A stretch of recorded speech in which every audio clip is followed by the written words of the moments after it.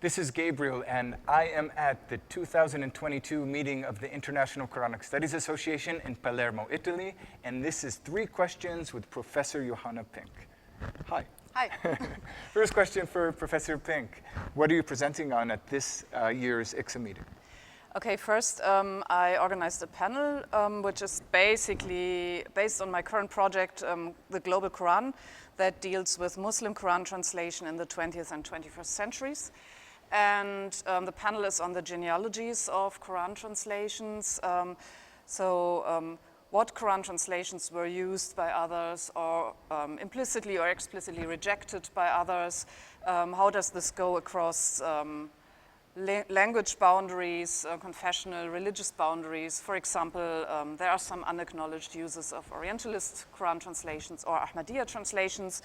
And my talk is on the genealogy of the Qur'an translation by Muhammad Ali, which was published in English in 1917 and was an Ahmadiyya translation, and then it was retranslated into several other languages, and I'm looking at this history. And then I have a keynote talk tomorrow, for which I decided to focus on the region in which this meeting is taking place, namely the Mediterranean. And I'm looking at the stories of some Muslims in the Mediterranean region in the 1930s who either translated the Quran or engaged with the topic of Quran translation. And they all did this in the context of empires that had just disappeared, especially the Ottoman Empire, and also the British and French colonial empires. That's great. Question number 2. What is one passage or section of the Quran that you find interesting or inspiring? I mean, obviously there are loads of very interesting and inspiring passages in the Quran. And since I'm mostly working on the reception history of the Quran, I'm always interested in things that are ambiguous and are interpreted in many different ways. And for example, one passage I really like is the beginning of Surat At-Tin, Quran 95. Wat-tin wa zaytun, wa hadha al-balad, wat-tur sinin wa hadha al-balad al-amin. So by the fig and the olive and Mount Sinai and this secure city or something. And then the question is, what does this mean? Is there any bigger significance to this oath at the beginning of the surah? Is it just a reference to some kind of fruit that are nourishing and in the modern context are maybe even discussed in terms of medicinal properties or something?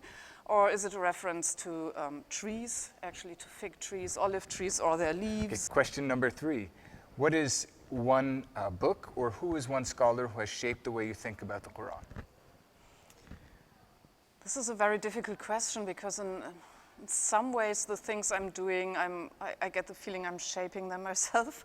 Because, for example, the way I'm working on Quran translations hasn't really been done. But of course, there are lots of works of scholarship that have been profoundly influential and really interesting to me. And to mention just one of them, Karen Bauer's relatively recent book, Gender Hierarchies in the Quran, which is, I think, undervalued, probably because of the term gender in the title, which to many observers puts it in the, she talks about women's stuff corner, and if you are not explicitly interested in women's stuff, it's not interesting. And nothing could be further from the truth, because it's really very much about the history of the interpretation of the Quran up to the present time. And among the many things I find fascinating about it is that she compares written works of tafsir with oral statements by contemporary scholars and sees how it differs and how the genre conventions of tafsir restrict the kind of things you say about the Quran. And then when you talk to people orally, they have a much broader range of interpretations and opinions they could give. Thank you so much, Professor Pink. Welcome.